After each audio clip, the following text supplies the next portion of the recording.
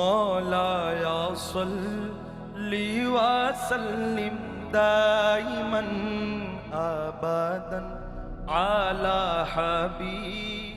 السلام عليكم ورحمة الله وبركاته. إن الحمد لله والصلاة والسلام على رسوله الأمين وعلى آله وصحبه أجمعين. أما بعد, যেখান থেকে আপনাদের প্রিয় অনুষ্ঠান আলোকধারা দেখছেন সকলকে জানাচ্ছি আন্তরিক শুভেচ্ছা মোবারকবাদ। আশা করছি ভালো আছেন এবং সুস্থ আছেন। দর্শক, শাহনশাজ দিয়ালগ মেজবান্ডারি ট্রাস্ট কর্তৃক আয়োজিত আমাদের এই আলোকধারা অনুষ্ঠানটি 4টি সেগমেন্টে সাজানো হয়।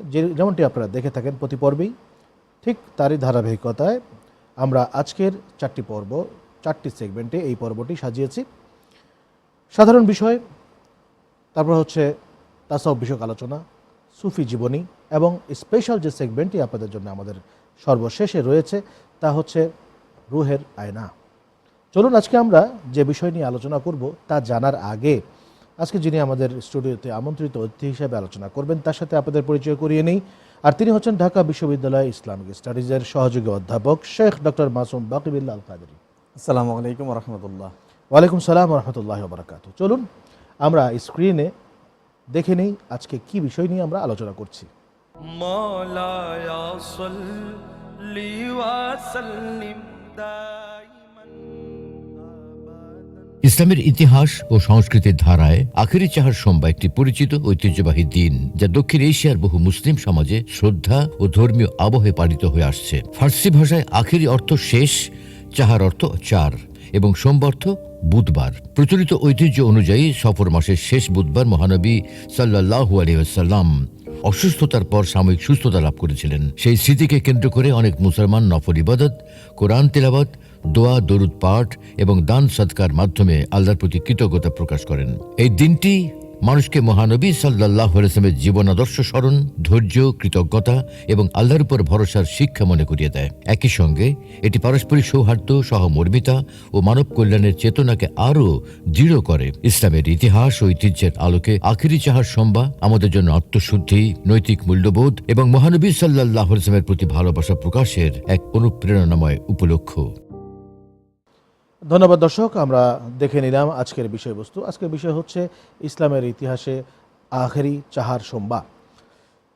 আখেরি চাহার সোমবার যদি আমরা ঐতিহাসিকভাবে ডিসক্রাইব করতে চাই তাহলে মুমিন মুসলমানদের জন্য একদিক থেকে খুশির দিন, আরেক দিক থেকে অত্যন্ত শোকাবহ একটি দিন। কারণ এই দিনে রাসূল পাক সাল্লাল্লাহু আলাইহি ওয়াসাল্লাম তিনি চরম অসুস্থতা থেকে উন্নতি লাভ করে সুস্থ হয়েছিলেন, আবার একই দিনে তিনি অসুস্থতার দরজায় আবারও ফিরে যান। তো আসুন আজকে এই বিষয়ে আমরা ডক্টর শেখ মাসুম বাকিবিল্লাহ আল কাদেরী আপনার কাছে জানতে চাইব, এই যে আখেরি চাহার সোমবার এর মূল ইতিহাস এবং এটি পালন করার ইতিহাস কবে থেকে শুরু হয়, এটি আমি আপনার কাছে জানতে চাই। আমরা যদি শুরুতেই তার একটি শাব্দিকভাবে বিশ্লেষণ করতে যাই, আমরা দেখি এটি মূলত ফার্সি শব্দ। হ্যাঁ, তো সেক্ষেত্রে আখেরি শব্দের অর্থ হচ্ছে সর্বশেষ এবং চাহার সোমবার অর্থ হচ্ছে বুধবার। অর্থাৎ সফর মাসের আরবি মহরমের পরে যে সফর মাস, এই সফর মাসের সর্বশেষ বুধবারকে এখানে বোঝানো হচ্ছে, মানে শেষ সপ্তাহের বুধবার, শেষ সপ্তাহের বুধবার যেটি। তো এটির সাথে সম্পর্ক কি? সম্পর্ক হচ্ছে আল্লাহ রাসূল সাল্লাল্লাহু আলাইহি ওয়াসাল্লাম যখন সফর মাসের শুরুতেই তিনি অসুস্থ হয়ে গেলেন। তো যখন অসুস্থ হয়ে গেলেন, আমরা দেখি ইতিহাস বলে যে সমস্ত মদিনায় একটা শোকাতুর পরিবেশ আসলো। পুরুষরা ভালোভাবে কথা বলছেন না, মন খারাপ, মহিলারা মন খারাপ, কেউ কারোর সাথে ভালোভাবে ও হাসি দিচ্ছেন না। অর্থাৎ গোটা মদিনাতে যেন একটা বেদনা বিধুর একটা পরিবেশ বিরাজ করছে। একটাই কারণ, সেটা হচ্ছে রাসূল পাক সাল্লাল্লাহু আলাইহি ওয়াসাল্লাম দীর্ঘদিন যাবৎ অসুস্থ অবস্থায় তিনি বিছানায় শায়িত আছেন। আচ্ছা, অসুস্থতাটা কেন হয়েছিল? অসুস্থতা হয়েছিল রাসূল সাল্লাল্লাহু আলাইহি ওয়াসাল্লামের সর্বশেষ জ্বরের মাধ্যমে। জ্বর উঠেছিলেন এবং খুব কঠিন জ্বর ছিলেন রাসূল সাল্লাল্লাহু আলাইহি ওয়াসাল্লামের। যতটুকু আমরা শুনেছি সেটা হচ্ছে জাদুর প্রভাব থেকে, ইহুদির জাদুর প্রভাব থেকে সর্বশেষ প্রচণ্ড জ্বর আসছিলেন এবং মাথা ব্যথাও ছিল। তো রাসূল পাক সাল্লাল্লাহু আলাইহি ওয়াসাল্লাম যখন অনেক দিন পর্যন্ত অসুস্থ ছিলেন, সর্বশেষ মদিনাবাসীরা দেখলেন যে এই সফর মাসের শেষ বুধবার নবী সাল্লাল্লাহু আলাইহি ওয়াসাল্লাম সুস্থ হয়ে গেলেন এবং ঘর থেকে নিজ হেঁটে বাহির হয়েছেন। যখন রাসূল পাক সাল্লাল্লাহু আলাইহি ওয়াসাল্লাম ঘর থেকে নিজে হেঁটে বের হলেন, এই দৃশ্যটি যখন সাহাবাকে আমরা দেখলেন, গোটা মদিনায় একটা আনন্দ পরিবেশ তখন ছেয়ে গেল। দেখা গেল যে এই আল্লাহ রাসূল সাল্লাল্লাহু আলাইহি ওয়াসাল্লামের সুস্থতা দেখে আবু বকর সিদ্দিক রাদিয়াল্লাহু তাআলা আনহু উট কুরবানি করলেন। আব্দুর রহমান বিন আউফ রাদিয়াল্লাহু তাআলা আনহু তিনি উট কোরবানি করলেন। অন্যান্য অনেক সাহাবীরা গম বিলিয়ে দিলেন, খাবার বিলিয়ে দিলেন, রান্না করে দরিদ্রদের মধ্যে খাবার বিলিয়ে দিলেন, কেউ ভেড়া কোরবানি করলেন। অর্থাৎ সাহাবায়ে কেরামরা যেন আত্মহারা হয়ে গেলেন খুশিতে। কারণ একটাই, সেটা হচ্ছে আল্লাহ রাসূল সাল্লাল্লাহু আলাইহি ওয়াসাল্লাম দীর্ঘদিন অসুস্থতার পরে আজকে সুস্থ হয়েছেন। যখন এই আনন্দ উদযাপন করলেন, কিন্তু পরিতাপের বিষয়, দুঃখের বিষয়, রাসূল পাক সাল্লাল্লাহু আলাইহি ওয়াসাল্লাম আবার আসর নামাজের পরে সন্ধ্যা থেকে আবার অসুস্থ হয়ে গেলেন। এই যে দীর্ঘদিন অসুস্থতার পরে নবী সাল্লাল্লাহু আলাইহি ওয়াসাল্লাম সুস্থ হয়েছিলেন, এই সুস্থতার যে নিয়ামত সাহাবায়ে কেরামরা পালন করেছিলেন, বা তারা যে আনন্দিত হয়েছিলেন এই দিনটার, এই জন্য এটা বেশি গুরুত্ব বহন করে। এবং পরবর্তীতে সাহাবায়ে কেরামদের পরে তাবিরা, তাবিরা, ওলামায়ে কেরামগণ এটিকে ওই সাহাবায়ে কেরামরা যেইভাবে আনন্দ উদযাপন করেছিলেন এবং দান সদকা বিনিময়ের মাধ্যমে, মানুষকে খাওয়ানোর মাধ্যমে সেই নবীজি সাল্লাল্লাহু আলাইহি ওয়াসাল্লামের সুস্থ হওয়াটাকে তারা উদযাপন করেছিলেন, এইটাকে পালন করতে গিয়ে অন্য পরবর্তী প্রজন্ম যারা ওলামায়ে কেরামগণ সেটিকে পালন করেছেন, বিধায় এটি একটি স্মরণীয় দিন হয়ে যায়, পালনীয় দিন হয়ে যায়। এবং যেহেতু আমাদের এই ভারত উপমহাদেশে আরবিরা এসে, ফার্সি ভাষাভাষী লোকেরা এসে ইসলাম প্রচার করেছেন, সুফিয়া কেরামরা এসেছেন, সেই জন্য ওই শেষ বুধবার শব্দটি ফার্সি ভাষাভাষীদের প্রচারণার কারণে এটি আখিরি চাহার সোমবার হিসেবে পরিচিতি লাভ করে। তো মূল কারণটা হচ্ছে যে রাসূল পাক সাল্লাল্লাহু আলাইহি ওয়াসাল্লামের সুস্থতার নিয়ামতটাকে উদযাপন যেদিন করে সেটি হচ্ছে আখিরি চাহার সোমবার। আচ্ছা, একটা বিষয় আমি আপনার কাছে জানবো, তা হচ্ছে যে এই যে আমাদের দেশে ইসলামী তাহজিব তামাদ্দুন বিভিন্ন দিবসকে কেন্দ্র করে আমরা উৎসব পালন করি এবং বিশেষ করে ধর্মীয় মূল্যবোধ প্রতিষ্ঠায় আমরা বিভিন্ন সেমিনার, সিম্পোজিয়াম ইত্যাদি করে থাকি, এগুলো কি আমাদের বর্তমান নতুন প্রজন্ম যারা রয়েছে এদেরকে কি ইসলাম এর দিকে ঝোঁকাচ্ছে এবং ইসলাম থেকে দূরে সরে যাওয়া থেকে এদের মন মানসিকতাকে ধরে রাখছে? এটা আপনি কি মনে করেন? দেখুন, বিভিন্ন দিবস পালন করার যে বিষয়টি, সেটি একজন মুসলিম অনর্থক দিবস যেগুলো অনর্থক সেগুলো পালন করবে না, যেটি কোনো কল্যাণের কাজ বয়ে নিয়ে আসে না, কিন্তু কোনো উপকার সাধন করতে পারে না। আর সেটি যদি ইসলামের পক্ষ থেকে না হয়েও সাধারণ বিষয় হয়ে থাকে কিন্তু মানুষের কল্যাণের জন্য, সেটি করতে নিষেধাজ্ঞা নেই।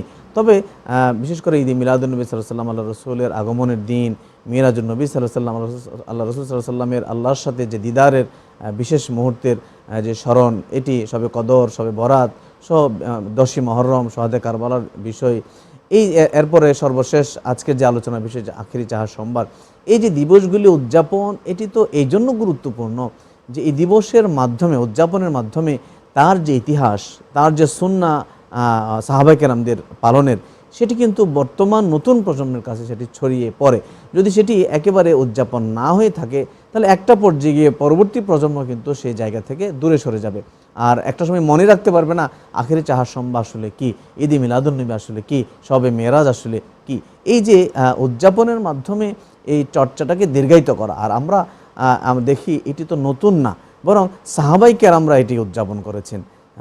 সাহাবায়ে কেরামদের পরবর্তী প্রজন্ম 3 করুণের যারা ছিলেন তারা কিন্তু উদযাপন করেছেন। সুতরাং এই উদযাপনের ক্ষেত্রে অসুবিধা নাই যতক্ষণ না সেটা শরীয়ত বিরোধী কোনো কাজের মধ্যে লিপ্ত না হয়। তো সেক্ষেত্রে মিলাদ আয়োজন করা, জিকির আজকার করা, মানুষকে খাওয়ানো, তকরির করা, কোরআন হাদিসের আলোচনা পেশ করা, প্রতিবেশীর কাছে খাবার পৌঁছানো, আত্মীয় স্বজনকে দাওয়াত করা, তাদেরকে খাবার পৌঁছানো, এই সমস্ত নানা আয়োজন আমরা দেখি হাদিসের মাধ্যমে সাব্যস্ত, আল্লাহ নবীজি সাল্লাল্লাহু আলাইহি ওয়াসাল্লামের সিরাতের মধ্যে সাব্যস্ত। সুতরাং এই কাজগুলো যদি কোনো এই সমস্ত দিবস বা ঘটনাকে কেন্দ্র করে আরও বেশি হয়, একটি উদাহরণ যদি আমি দেই, যে মানুষকে খাওয়ানো, তো নবীজি সাল্লাল্লাহু আলাইহি ওয়াসাল্লাম তো মানুষকে খাওয়ানো নিজে খাইয়েছিলেন, সাহাবায়ে কেরামদের শিক্ষা দিয়েছেন। মানুষকে খাওয়ানোর জন্য, কল্যাণের জন্যই তো আল্লাহ রসুলের এই আগমন, মানুষকে ক্ষুধার্ত মানুষকে পেটে খাবার দেওয়া। সুতরাং আখিরি চাহার সোমবারের মাধ্যমে বা অন্যান্য শবে মেরাজের মাধ্যমে যদি সেটি আরও বেশি প্র্যাকটিসের মধ্যে আসে, শবে বরাতের মাধ্যমে যে যারা ধনাঢ্য আছেন তারা গরিব মানুষকে খাওয়াচ্ছেন, তার চাইতে উত্তম কোনো কাজ তার হতে পারে না। আজকে দেখা যাচ্ছে যে আমাদের বর্তমান সমাজে বিশেষ করে ইয়াং সমাজ যারা আছেন, জওয়ান সমাজ যারা আছেন, তারা বিভিন্ন মাধ্যমগুলোতে ধর্মীয় আলোচনা বিভিন্ন জনের কাছ থেকে শোনার ফলে তারা দিকভ্রান্ত হয়ে এই যে আমরা যে সমস্ত তাহজিব তামাদ্দুনগুলো পালন করে থাকি, যেরকম শবে বরাত, শবে কদর, শবে মেরাজ, তারপরে হচ্ছে আখিরি চাহার সোমবার, এই ধরনের দিবসগুলো পালন, এগুলোকে ঘিরে আমল করা এবং এগুলোকে ঘিরে আত্মশুদ্ধিমূলক যে সমস্ত কার্যক্রম হয়ে থাকে এগুলোকে তারা বিদআত বলছেন। দেখুন, এই বিষয়ে কি? কিছু বিভ্রান্ত ছড়ানোর কারণে আপনি যেটি সামনে নিয়ে আসলেন, যুবক সমাজ কিন্তু এই ইসলামী সংস্কৃতি থেকে, আল্লাহ রসুলের মহব্বত থেকে, আহলে বাইতের মহব্বত থেকে, সাহাবা কেরামদের মহব্বত থেকে দূরে চলে আসছে। আমি যদি আজকের বিষয়টা নিয়ে কথা বলি, যে 10 জন মুসলিম যুবককে যদি জিজ্ঞেস করা হয় যে আখিরি চাহার সম্ভব পালন করার দরকার নাই, কিন্তু ব্যাপারটা কি, বিষয়টা আসলে কি, আপনি দেখবেন এর একটা অংশ কিন্তু স্যার আনসার দিতে পারবে না। কেন পারবে না? যেহেতু তাদেরকে বোঝানো হয়েছে যে আখেরি চাহার সম্বার বলতে কিছু নাই, বা আখেরি চাহার সম্বার কোনো গুরুত্বপূর্ণ কিছু না, এটা জানার দরকার নাই। যে বর্তমানে একটা ট্রেন্ড বের হয়েছে, ইসলামী কোনো কার্যক্রম করলে প্রথমেই আপনাকে প্রশ্ন করবে সাহাবায়ে কেরামকে এই কাজ করেছেন কিনা। আরে সাহাবায়ে কেরাম কি কাজ করেছেন না করেছেন তুমি কতটুকু জানো? বা যারা হাদিসের কিতাব লিখেছেন তারা কি সব কিছু সারা জীবনের কার্যক্রম লিখেছেন? লেখেন নাই। তারা আল্লাহর হাবিব সাল্লাল্লাহু আলাইহি সাল্লামকে সার্বক্ষণিক সামনে পেয়েছেন, সামনে দেখেছেন। তাদের আমল ছিল 24 ঘন্টা। আমরা তো একটা উপলক্ষ নিয়ে আমল করি, তাদের আমল ছিল উপলক্ষ ছিল 24 ঘন্টাই তাদের উপলক্ষ ছিল। আমাদের জন্য 24 ঘন্টা নাই। এক সাহাবীকে অন্যান্য সাহাবীরা তার কিছু মন্দ কাজের জন্য বকাঝকা করতেন। নবী সাল্লাল্লাহু আলাইহি ওয়াসাল্লাম নিষেধ করলেন যে তোমরা তাকে বকাঝকা করিও না, কারণ আল্লাহ এবং তার রাসূল তাকে ভালোবাসে। সাহাবীরা অবাক হয়ে গেলেন যে ইয়া রাসূলুল্লাহ, কেন তাকে ভালোবাসে? নবীজি বললেন যে এই লোক আমি রাসূলকে পাশে বসে প্রায় সময় সে এমন কথা বলে যে কথার মাধ্যমে আমি যেন হাসি। এই যে আমাকে হাসানোর চেষ্টা করে, এইটা তার অন্য সমস্ত কাজের ক্ষমা বা ক্ষতিপূরণ হিসেবে হয়ে গেছে। আল্লাহ রাসূল তাকে ভালোবাসে এটার জন্য। আপনি যেটি বললেন যে সাহাবায়ে কেরামরা তো সার্বক্ষণিক আল্লাহ রাসূলকে দেখতেন, নবীজি যা করতেন সেটা শিখতেন এবং নবীজি সাল্লাল্লাহু আলাইহি ওয়াসাল্লামকে ভালোবাসতেন, মহব্বত করতেন। সাহাবা কেরামদের থেকে তো আর কোনো জাতি অনেক ইসলামকে বেশি পালন করে না। আমরা আল্লাহর হাবিব সাল্লাল্লাহু আলাইহি ওয়াসাল্লামকে কিন্তু পাচ্ছি না, সুতরাং আমরা আল্লাহর হাবিবকে ফিল করতেছি এক একটা উপলক্ষের মাধ্যমে। এখন আল্লাহ হাবিবকে ভুলিয়ে দেওয়ার একটা মাধ্যম হচ্ছে যে ওই বিষয়ই আর পালন করতে দেওয়া যাবে না, বেদাত শিরক এটা হয় ওটা হয়, দরকার নেই, করারই দরকার নেই। এর মূল গোড়ার ষড়যন্ত্র হচ্ছে রাসূল সাল্লাল্লাহু আলাইহি ওয়াসাল্লামকে ভুলিয়ে দেওয়া। তো প্রিয় দর্শক, আমরা চলে যাচ্ছি আমাদের আজকের সেকেন্ড অর্থাৎ দ্বিতীয় সেগমেন্টে, তা হচ্ছে তাসাউফ বিষয়ক আলোচনায়। مولاي صل وسلم دائما। তাসাউফ বিষয়ক আলোচনায় আজকে আমরা যা আলোচনা করব তা হচ্ছে বিনয় এবং নম্রতা। দেখুন, পৃথিবীতে অনেক সভ্য জাতি আছে যাদেরকে আমরা সভ্য বলি কেন? কারণ তারা অতি বিনীত, একটা কথাও তারা বললে মাথাটা নিচু করে সুন্দরভাবে তারা বলে। এই যে বিনয় এবং নম্রতা, আপনি 10টা গালি দিবেন, সে একটা গালিও দিবে না আপনাকে। এই জন্যই কিন্তু তাদেরকে সভ্য জাতি বলা হয়। আর মোহতারাম, আপনি বলবেন যে মুসলমানদের ভিতরে এই বিনয় এবং নম্রতা এটি তাসাউফের ক্ষেত্রে কতটুকু গুরুত্বপূর্ণ একটা বিষয়, যেটি আমাদের অবশ্যই প্র্যাকটিস করা উচিত। দেখুন, এটি এত বেশি গুরুত্বপূর্ণ যে আল্লাহ রাব্বুল আলামিন মুমিন যারা তাদের একটি বৈশিষ্ট্যের কথা এখানে বলেছেন। আমি একটি কোরআনের আয়াত এখানে কোট করতে চাই। আল্লাহ রাব্বুল আলামিন ইরশাদ করেন, ইন্নামা ওয়ালিয়্যুকুমুল্লাহু ওয়া রাসূলুহু ওয়াল্লাযিনা আমানু আল্লাযিনা ইয়াকুমুনাস সালাতা ওয়া ইউতুনাজ যাকাতা ওয়া হুম রাকিউন। আল্লাহ বলছেন যে নিশ্চয়ই আল্লাহ তোমাদের গার্ডিয়ান বা ওলি, এবং আমার রসুলও তোমাদের গার্ডিয়ান, এবং ওয়াল্লাযিনা আমানু, এবং যারা ঈমানদার তারাও তোমাদের গার্ডিয়ান। তো ঈমানদার আল্লাহ গার্ডিয়ান, আল্লাহ তো স্রষ্টা, তার হাবিব গার্ডিয়ান, তার হাবিব হচ্ছেন সর্বশ্রেষ্ঠ সৃষ্টি, ইমামুল মুরসালিন তিনি। তো যারা ঈমানদার তারাও গার্ডিয়ান। এখন আল্লাহ পরের কথা যে শব্দগুলি, সে শব্দগুলির মধ্যে ওই ঈমানদার কারা গার্ডিয়ান হওয়ার মতো যোগ্য, তাদের 3টা বৈশিষ্ট্যের কথা তিনি বলেছেন, যে তারা নামাজ প্রতিষ্ঠা করবে, যাকাত আদায় করবে, এবং সর্বশেষ যেটি বলেছেন ওয়াহুম রাকিউন, এবং তারা খুব বিনয়ী হবে। সুবহানাল্লাহ। বান্দার মধ্যে সমস্ত বান্দাদের গার্ডিয়ান ওই সমস্ত বান্দারা হবে যারা বিনয়ী হবে। সুবহানাল্লাহ। তার মানে বিনয়ী কিন্তু অনেক বড় একটা যোগ্যতার নাম। আল্লাহ রাসূল সাল্লাল্লাহু আলাইহি ওয়াসাল্লাম বলেছেন, যারা বড়দেরকে সম্মান করে না, ছোটদেরকে স্নেহ করে না, তারা আমার দলভুক্ত নয়। তো বিনয়ী এমন একটি বিষয়, আপনি দেখবেন প্রত্যেকটা অন্যায় কাজের বিপরীত কাজটা হলো বিনয়ী কাজ, অহংকারের বিপরীত কাজটা হলো বিনয়ী কাজ, বা জুলুমের বিপরীত কাজটা হচ্ছে বিনয়ী থাকা, নম্র থাকা, ভদ্র থাকা। আরেকজনকে সম্মানের যে ব্যাপারটি, এই ব্যাপারটি হচ্ছে বিনয়ী। কেউ যখন আরেকজনকে সম্মান করতে চায় না, আঘাত করতে চায়, তার ক্ষতি করতে চায়, হিংসা করতে চায়, এই সবগুলি হচ্ছে বিনয়ীর বিপরীত। একটা মানুষ যখন বিনয়ী হয়, নম্র হয়, ভদ্র হয়, তখন তার দ্বারা মিথ্যা কথা আসে না, আরেকজনের প্রতি জুলুম আসে না, অহংকার আসে না, যেটি আল্লাহ রাব্বুল আলামিন নিজের চাদর বলে ঘোষণা করেছেন। অর্থাৎ সৃষ্টি জগৎ তখন তার কাছ থেকে হেফাজত পায়। সৃষ্টি জগতের প্রতি যে ভালোবাসা, শুধু মানুষের প্রতি না, মানুষ সহ আশেপাশের পশু পাখি যত আছে আল্লাহর সৃষ্টি জগতের মধ্যে সব কিছুর প্রতি একজন বান্দার যে মহব্বত এবং প্রেম নিবেদন, এটাই কিন্তু বিনয়ী। এটি বড় হোক ছোট হোক। এমনকি আমরা অনেক সময় মনে করি যে আমি ঘরের স্বামী হয়েছে, সুতরাং স্ত্রী তো আমার অধীনে চলবে, আমি যা বলি তাই করবে। আমি বাবা হয়েছি, আমার সন্তান আমি যা বলি তা করবে। আমি রাষ্ট্রের প্রধান হয়েছি, সমাজের প্রধান হয়েছি, নির্বাচিত এমপি চেয়ারম্যান হয়েছি, আমি যা বলি, যেভাবে ইচ্ছা সেভাবে চলবো। ইসলাম কিন্তু সেটি বলে না। ইসলাম বলে একজন বাবা হিসেবে বিনয়ী হওয়ার জায়গা আছে, স্বামী হিসেবে বিনয়ী হওয়ার জায়গা আছে, শিক্ষক হিসেবে বিনয়ী হওয়ার জায়গা আছে, চেয়ারম্যান হিসেবে, রাষ্ট্রীয় প্রধান হিসেবে বিনয়ী হওয়ার জায়গা আছে, কলিগ হিসেবে বিনয়ী হওয়ার জায়গা আছে। অর্থাৎ প্রত্যেকটা জায়গায় যিনি দায়িত্বশীল হবেন তার বিনয়ী হওয়ার কিন্তু ব্যাপার আছে, যেটি ইসলাম বলেছে। আপনি দেখেন আল্লাহ রাসূল সাল্লাল্লাহু আলাইহি ওয়াসাল্লাম, এক ইহুদির লাশ যাচ্ছে, নবীজি দাঁড়িয়ে গেলেন। বিনয়ী কাকে বলে? আল্লাহ রাসূল সাল্লাল্লাহু আলাইহি ওয়াসাল্লাম তার পুরো জীবনীতে, সেটি মুসলিম হোক অমুসলিম হোক, মিত্র হোক শত্রু হোক, কাউকে কটাক্ষ করে কোনো কিছু কিন্তু বলতেন না, কাউকে আঘাত করতেন না নিজ থেকে। অর্থাৎ সার্বক্ষণিক বিনয়ী যে প্রকাশ আল্লাহ রাসূল সাল্লাম সেটি কিন্তু প্রকাশ করতেন। সুবহানাল্লাহ। আমরা যে বর্তমানে দেখি যে আমরা সালাম করি, বয়স্কদেরকে দেখলে সালাম করি, আমাদের ওস্তাদদেরকে দেখলে আমরা পা ছুঁয়ে সালাম করি বা হাতে চুমু খাই, এই প্রত্যেকটা জিনিস কিন্তু আসলে বিনয়ের একটা প্রকাশ করার মাধ্যম। জি, সাহাবায়ে কেরাম রাদিয়াল্লাহু আনহুম আজমাইন তারা কিন্তু আল্লাহর হাবিব সাল্লাল্লাহু আলাইহি ওয়াসাল্লামকে বিনয় প্রকাশ করতেন।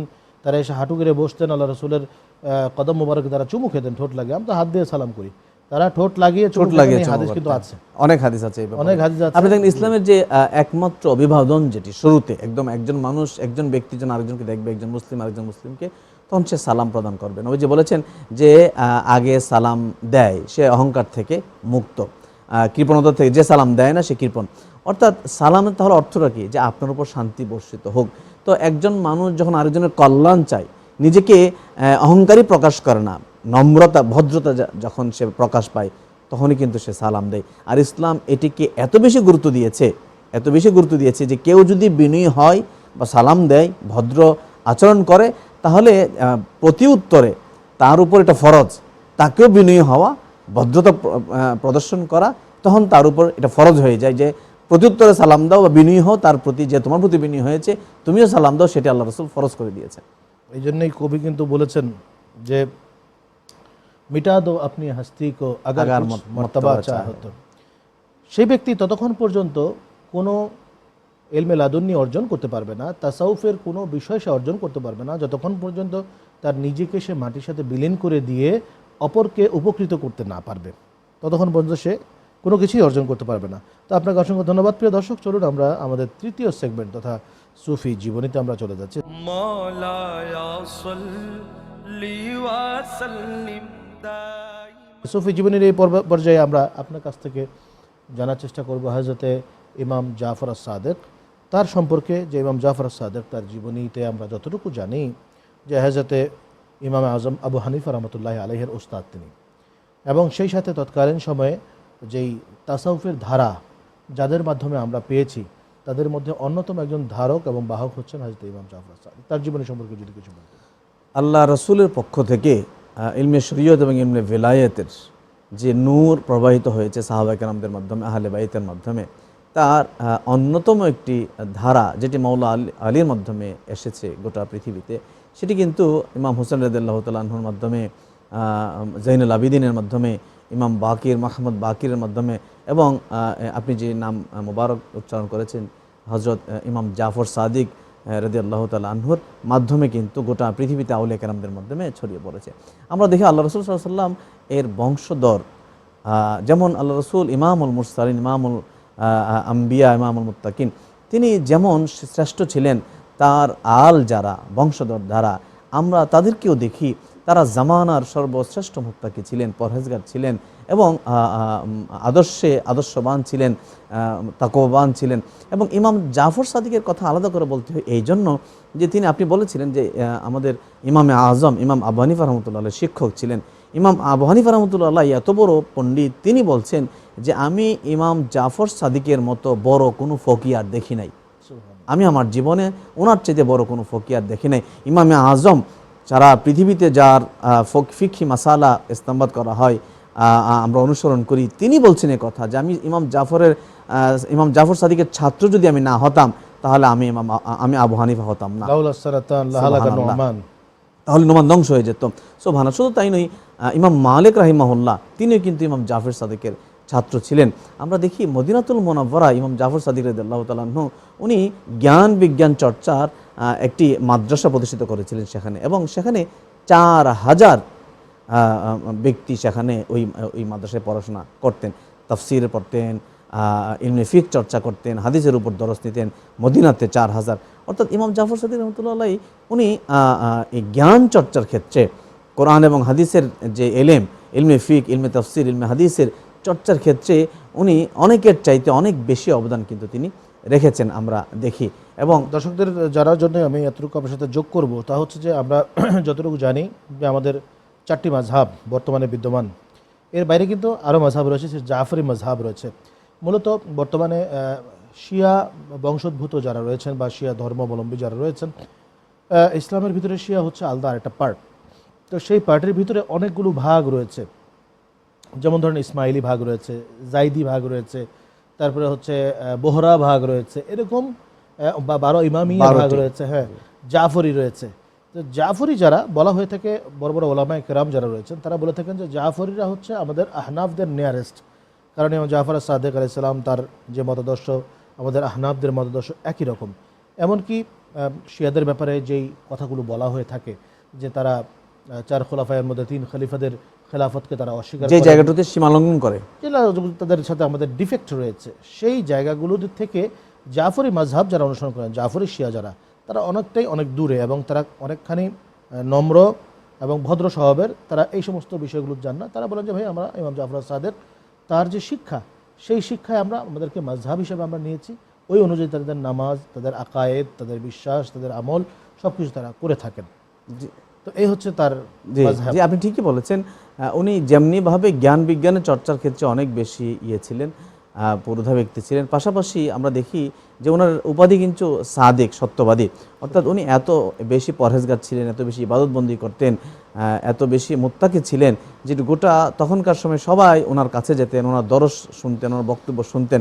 এবং একটি চমৎকার তথ্য আপনাকে দিই, সেটি হচ্ছে যে রসায়ন শাস্ত্রের যে জনক জাবের ইবনে হাইয়ান, এই জাবের ইবনে হাইয়ান রসায়ন শাস্ত্রের জনক কিন্তু এই ইমাম জাফর সাদিক রাদিয়াল্লাহু তাআলা আনহুর সরাসরি ছাত্র ছিলেন। ধন্যবাদ আপনাকে। প্রিয় দর্শক, আমরা আমাদের আজকের এই পর্বের বিশেষ সেগমেন্ট রুহের আয়নায় চলে যাচ্ছি।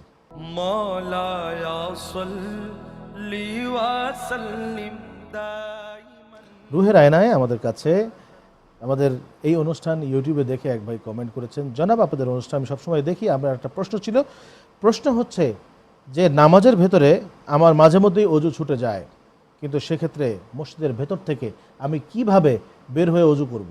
আপনি একাকী নামাজ পড়েন অথবা জামাতের সাথে নামাজ পড়েন, যখনই অজু ছুটে যাবে সাথে সাথেই কিন্তু নামাজ ছেড়ে দিয়ে আপনাকে চলে আসতে হবে, অজু করে তারপর নামাজ পড়তে হবে।